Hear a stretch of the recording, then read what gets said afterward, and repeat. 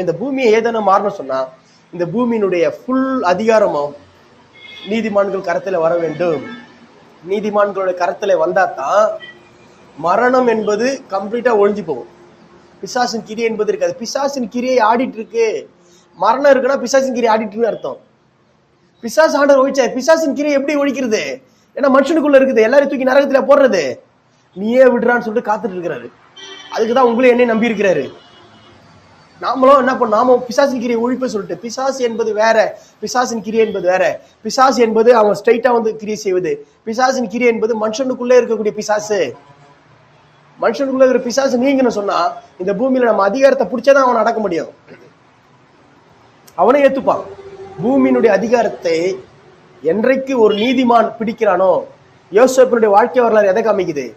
எஸ்தருடைய வாழ்க்கை வரலாறு எதை காமிக்குது? எதை காமிக்குது?